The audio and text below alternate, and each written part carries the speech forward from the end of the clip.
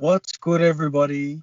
Welcome back to another episode of Just Saying with your boy Sefa and with the girl Myiuna. To our new listeners who are out there, we thank you so much for tuning into our podcast, and we hope that you will continue along this journey with us and continue joining in the conversations that we have as well. To our existing listeners, we thank you so much for the continued love and support. We appreciate you guys always. We hope that each and every single one of you have been happy and living well, living life in the best way that you can. And we'd just like to send our light and positivity to all of you guys out there who are listening. Um, as you guys may or may not know, today is the 10th of October in Australia, which means that it is World Mental Health Day. Mhm. And the topic that we will be talking about is mental health, particularly in the Pacific community. So we shall get into it straight away. Mona, are you ready? Yes, I am. Okay. And just as Sefa had introduced our topic for today, being October the 10th, Mental Health Awareness Day, um, we'll get into it. So, what is mental health? To me, mental health is a condition with regards to one's psychological or emotional well being. Um, the issues that we face with it in our day to day Mm, is one that we need to address because it is a serious matter. Hey, Joseph. Um, definitely. and I think we all go through it at least once in our lifetime. And if you haven't, you probably went through it without knowing that you were experiencing it. Um, and that can sometimes be a problem because you don't know how to address or how to act or maybe how to handle when you are going through Mm, mental health issues because you're not aware you're going through it or you have issues um, mentally. But yeah, so we had shared our topic with our followers on Instagram and had asked people to voice their opinions or what they know or what they think about um, what is going on with the mental health and also toxicity in the Polynesian community, like Sefa had mentioned before. And we had so many responses in regards to this topic, and there are some opinions and comments that were quite sensitive. Hey, Sefa. Um, yeah. so we hope that when we speak today, you understand that we are speaking with love and not judging anything about you guys or calling out anybody in particular. But it is Mm. something that we have to talk about, and we will be mentioning those responses as we go through the episode today. I think mental health impacts everyone. And you don't necessarily have to be diagnosed with a mental illness or condition. I think mental health in general is important to talk about for everyone, and just making sure that we're in the right state of mind and keeping ourselves away from ever feeling like we are struggling or feeling overwhelmed. But as we all know, these feelings are inevitable. We're gonna feel it anyway. But I think what's most important for us to talk about is talking about it, like actually speaking up and not hiding our emotions and keeping and suppressing it all to ourselves. Because I know that can be extremely dangerous for some people. And we just wanted to talk about mental health, yes, in general, but specifically within our own culture, because we do feel like it is an issue that's kind of swept under the rug. Yeah, It's one that's disregarded so much, especially with older generations. I think their definition of mental health is vastly different from younger generations. Um, and younger generations now, they're kind of like exploring new ways of thought and new ways of thinking. Um, and at times there can be conflicts with our ideologies and our thoughts and opinions with those of the older generation, for example, our parents, our grandparents.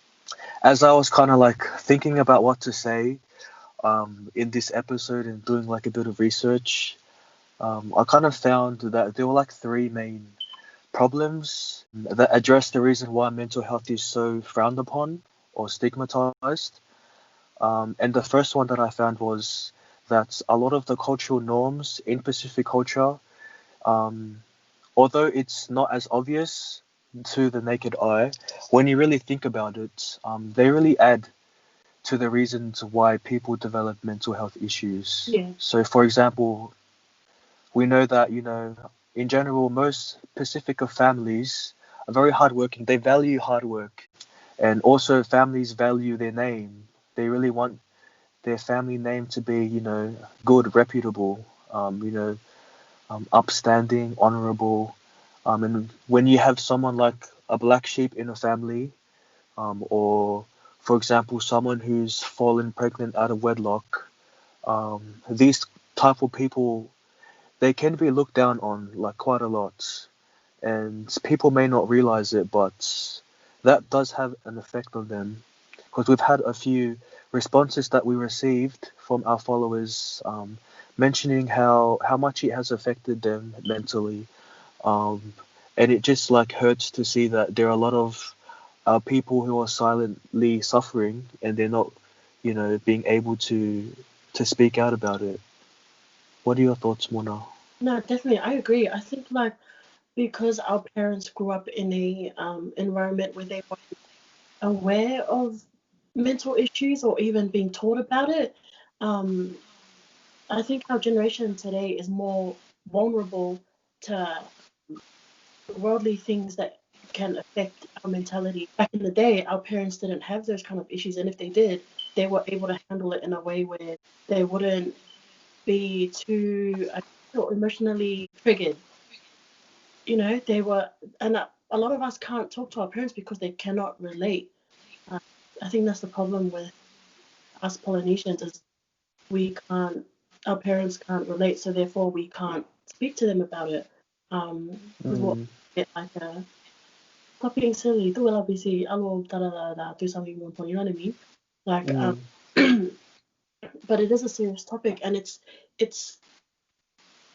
I think mental health issues is just something that we always have to address now and then because it takes a toll on the rest of our body and how it functions. Our bodies are functioned automatically to automatically take demands from our mind. You know what I mean? yeah, yeah, yeah. I get what you're saying. Is controlling everything else. So if there's a problem with the mind, everything else is not 100%, and that is an issue. Um, The mind influences your actions, and like if your mind is constantly in a state of thinking that you're not good enough, or you're anxious, you're feeling overwhelmed, you're struggling, um, eventually it will show through your actions. And I think one thing that needs to be improved, within families but also within the Pacific culture, is being able to recognize that and not see it as like just dust it off. It's much more than that. I have a personal experience that I'd like to share.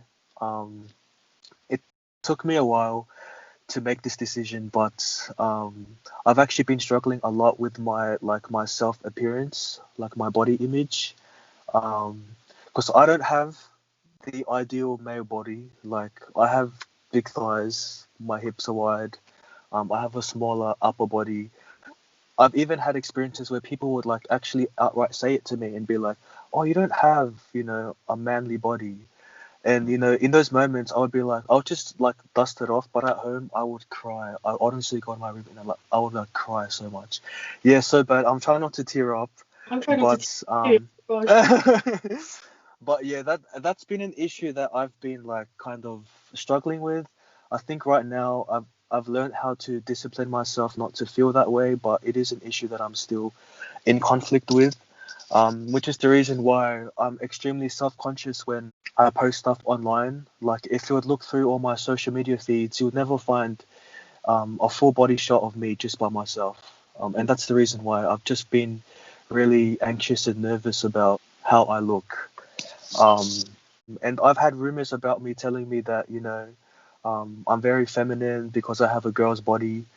And that's taken a toll on me, but I've somehow managed to find a way of looking past that. And if it weren't for, the support systems that I had with me, I don't think I'd be in the same state of mind.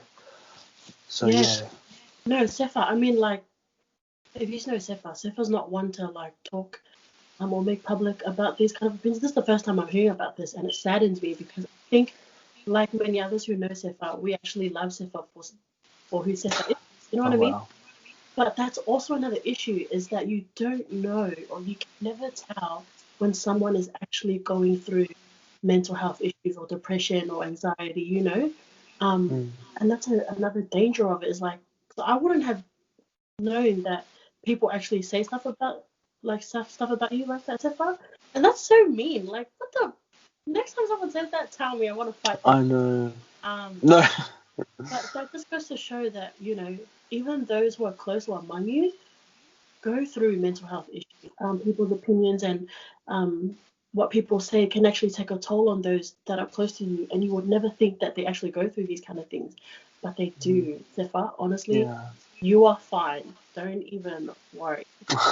Oh gosh, Thanks. I mean, this I'm in a work in progress, but I feel like I've gotten better. Yeah, I've definitely improved. I read that there are like several dimensions of wellness.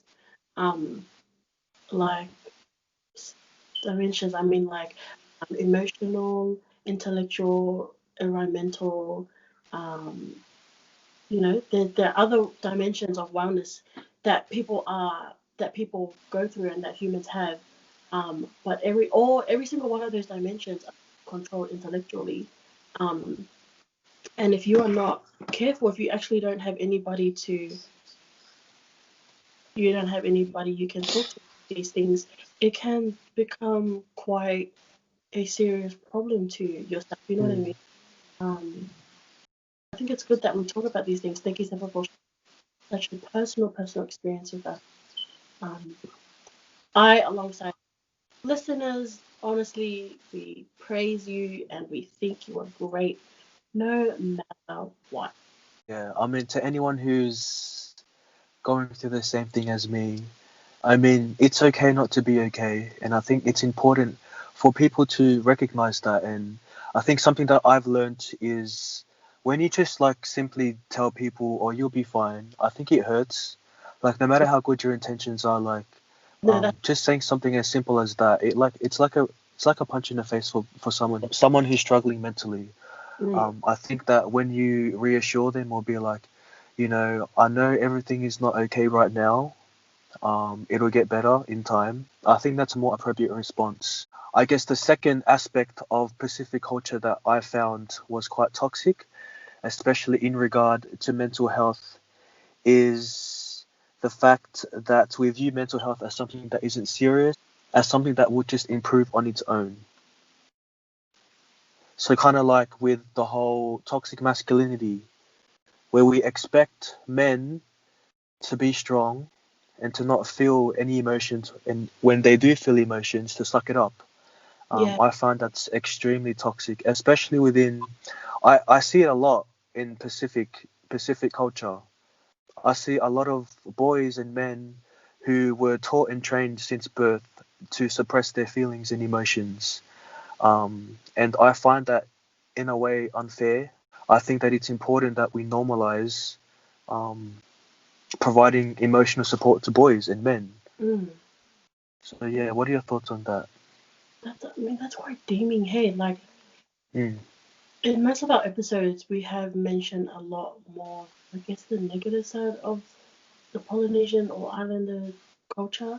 But I mean, like, you know, don't get me wrong, Polynesian culture and Islanders, everything around it is beautiful. There mm-hmm, are some traits that are like, you know, elegance, full of elegance, respect, and standards that needs be modernized. Um, but there are also the negatives, you know, almost fatalistic side of Polynesian culture.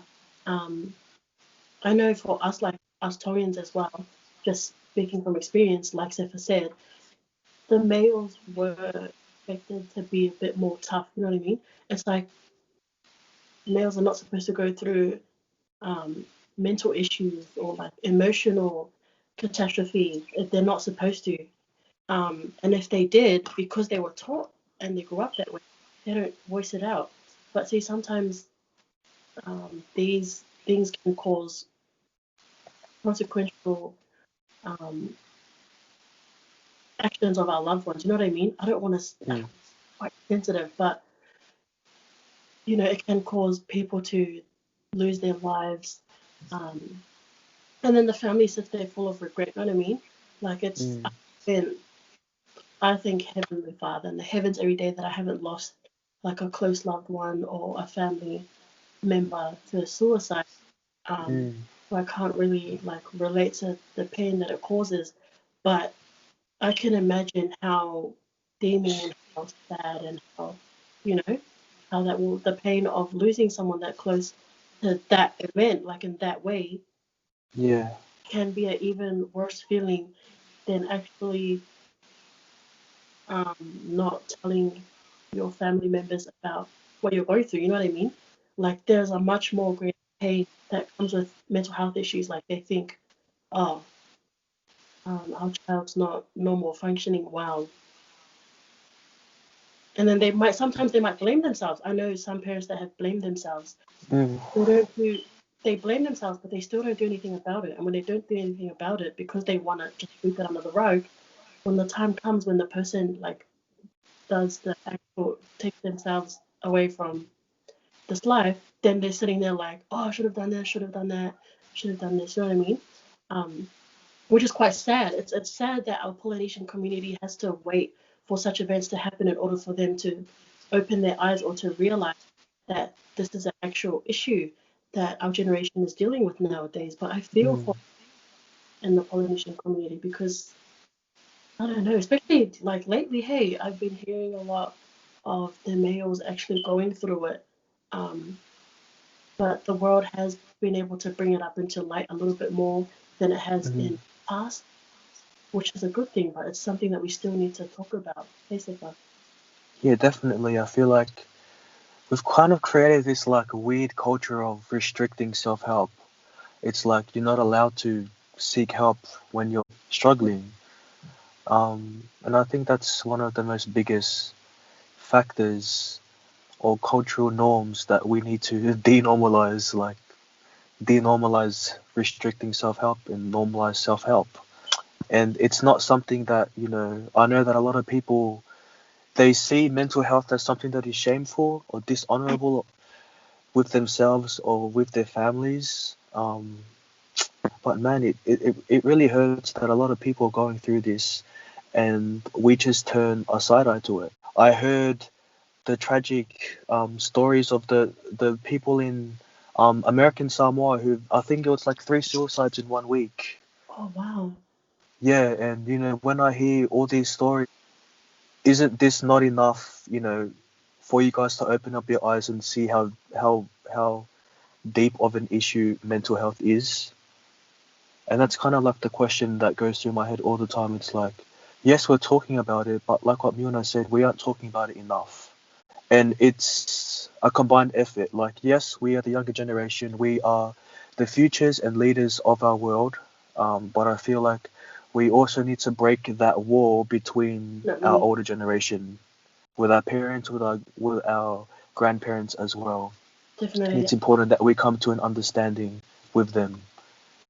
I definitely agree with you, Sefa. I think like that's one thing that our generation needs to take into consideration is dealing with these issues and knowing at least how to deal with these issues so that when the future generation or our kids and so on go through these things, we know how to handle that. You know what I mean? We know how to teach them and tell them that it is okay not to be okay, especially for our males in the Polynesian community. Just letting them know that this stuff is normal. Um, and that they can go through it and we won't shun them or look down on them or Mm. anything. But I think it's something very important. If our parents don't know how to deal with it, we should at least educate ourselves, know how to handle and to deal with these things so that we can actually break down that wall that you were talking about, Hessa. I think it's so important for us to have like that difficult conversation with our parents, as hard as it can be. I remember like in a previous episode that we had, I mentioned something about the importance of communication, um, and how um, we know that communication is key, but comprehension is even more important because you could be, sending a message that you want to your parents or whoever you're communicating with. But if that message is not being received in the way that you want it to be received, then there's no point in You're not communicating being it in the yeah, first yeah. place. So I think on both sides, there should be a willingness to have an open mind and an open heart um, to mental health. I guess the last thing or the third thing that I found was so toxic about mental health in Pacific culture is the fact that we sometimes like to view people who have mental health problems as someone who is crazy, and will be like someone that we want to stay away from. I Mm, think that just makes the issue worse. Like what we that's mentioned before with people who were committing suicide, I feel like one of the main contributing reasons for them taking their own life tragically is because they didn't have anyone there to support them, and they didn't have a stable frontline support.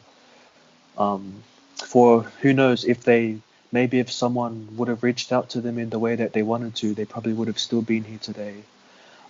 And I'd just like to take a little moment to recognize all the little angels and all the people who've, tragically taken their lives. It's so sad. So yeah. those are the kind of things that we do that staying away from them can make them feel lonely. And I think loneliness is the company of depression or like mental Mm, health mental health issues that we face, and that's what causes them to do the most saddest thing that anyone could do.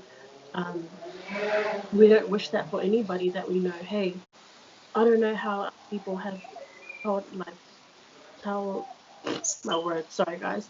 I don't know how our people or anyone out there can tell themselves like I need to stay away from them. They're not normal. mm, mm, Um, or like if I hang out with them or if I write them, people might view me as not normal or like crazy as well, which is sad because mm, it's that's just ridiculous. And I think especially in our Polynesian community, we need to find more ways of how to address the condition or how to like reach out, I guess, more because I know a lot of people in New Zealand, back in New Zealand, there's mm, like little community groups that um, reach out to you, but there's not enough help in the Polynesian community. I think that's something that we actually need to work on. Thinking of how we can actually provide a system that will actually be directly aiding to our Polynesian people who go through those kind of yeah, islanders. yeah. My sister, for one, she's because she's studying nursing, she has plans down the future to open up a center in Tonga. Um, Wow, that's yeah, great. to aid to these, and I think that's one of the reasons why I mentioned at the beginning of why I want to why I want to study psychology now. Um, when I was younger, I always had plans to, wow, I always had plans to become a counselor or a Mm, therapist. And I think my sister has those kind of plans, or that's her view. Um, of wanting to help and her way of wanting to help the islanders is by studying in that field and making sure I go down the field that I had planned when I was younger so that we can sort out that kind of thing. I think also because of my family, and I think Sefa can relate to this too, we have family members who go through mental health issues. Um, and there isn't much that we know how to what to do or to help them in any way. And I think that's mm, one motivation of why my sister has thought about opening a centre in Tonga. So it's not just helping our family members, but so mm, we're helping everyone else so that their families don't go through the things that our family and your families have go through. It's yeah. yeah, it's crazy.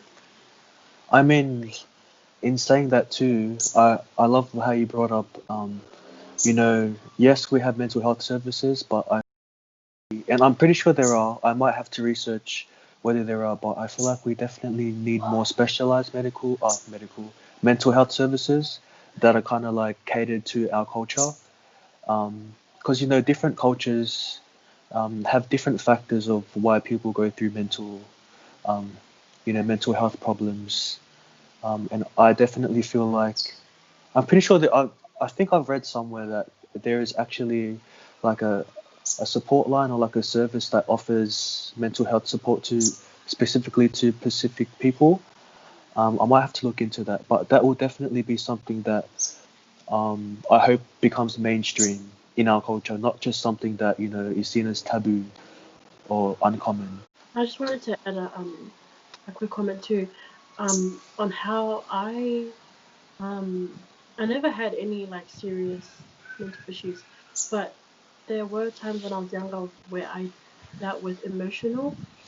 Um, there's that's Mm, also a big thing is like your mentality. If it's not in the right state, your emotional well-being can also be in danger. Um, and I think that's one thing. Just because this is me and your like our podcast, if I'm gonna make this comment, but one of the things that I'm grateful for and will forever be grateful for is how that our Polynesian community is like, or just islanders in general, are people of faith. You know what I mean? Um, mm, and I mm-hmm. think a lot of us actually kind of miss that advantage. Is that if you cannot find a source of help anywhere out there in the world, there is always our faith backing us up, or our religions, our personal relationship that we have with Heavenly Father. I think that's one thing that actually helped me Yes. take control of my emotions and my mentality is knowing that there is a supreme being who call our Heavenly Father, who was loving Mm, and who was always going to be there for us. You know what I mean? Um, I don't want to make this a thing of like me preaching, but I just wanted to. I think it's a good reminder, um, mm, to my loved ones, my friends, whenever they talk to me about these kind of things, I do remind them. It's actually a great reminder that we have never been like, um, the gospel or God in general has not been dismissed from our lives as islanders. mm, He can also help too. I'm just saying, like, mm, I'm not trying to make this into like a whole gospel topic thing, but everyone just know that if you cannot find help out there, there's also a much, stronger and a much more effective solution to fall upon, to fall mm, on. And I can guarantee, like, His love and His grace is much better, and it will help you get through it. But there are people that I do know who are not, I guess, strong in their faith, and the ones that those people are the ones that you kind of have to like find other solutions out there in the world to deal with. But I just wanted to mm. remind you all that we're all children of God, guys. We can always turn to Him for help. Like, No, yeah, definitely. seriously. I absolutely agree with everything that Yuna has said. Religion and faith has, I think it's become such an important, essential element of Pacific culture. Like almost every family that Yeah. I know is, belong to some form of religion or they have Yeah. faith in God. Um, and like what Muna said about, there might be people who are kind of on the fence. Maybe their faith is wavering a bit. Um, but even if your faith is imperfect, imperfect faith is still faith. Exactly. And we just want you to know that no matter how much you're struggling spiritually, emotionally, mentally, um, just speaking from our own experiences and testimonies, I think God has helped us a lot. Has definitely helped provide more peace and comfort to my life.